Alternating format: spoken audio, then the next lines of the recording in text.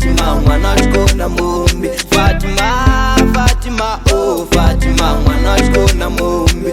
Uchingare kumumuka kuva manya ndingafe nenyota.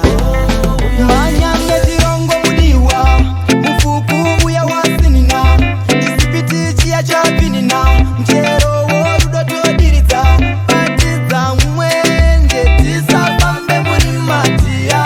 Chimbiza tiende siva kuti nguva tina. Ikidiga kidiga mudiwa wangu tenderera tipinde musvitsa. Ikidiga kidiga tali wangu sendekera timise imba. Fatima, Fatima, oh Fatima mwana chikona mumbi. Fatima, Fatima, oh Fatima mwana chikona mumbi. Uchingare kumumuka kuva manya ndingafe nenyota. Wandinobva kune namo, namo, namo, namo mukuru wangu. Namo yacho ndeye rudo, rudo, rudo. Chana chenyu chine rudo. Handibve pano nyangwe mukabata makano. Hatisinaro mwana wenyu ndomudawo. Muripo wenyu ndakagadzira baba. Nzombe 10 dzinozadza danga. Ngoda nendarama zvinozadza kaba. Dai mandirega ndamutora mwana.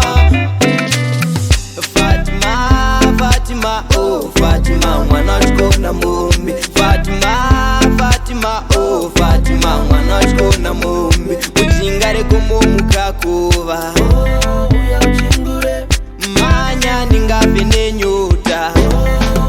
Ndoita musenga bere, ndoita musenga bere naye ndoyenda. Ndoita musenga bere, ndoita musenga bere naye ndoyenda. Manya nechirongo mudiwa mufuku uya wasinina. Isipiti chia chapinina mchero worudo todiritsa. Patiza mwenje tisafambe muri matia. Chimbiza tiende siva kuti nguva tina. Ikidiga kidiga mudiwa wangu tenderera tipinde musvitsa. Ikidiga kidiga tali wangu sendekera timise imba.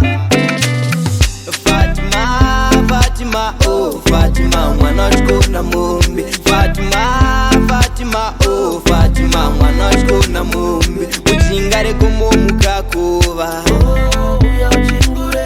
manya ndingafe nenyota.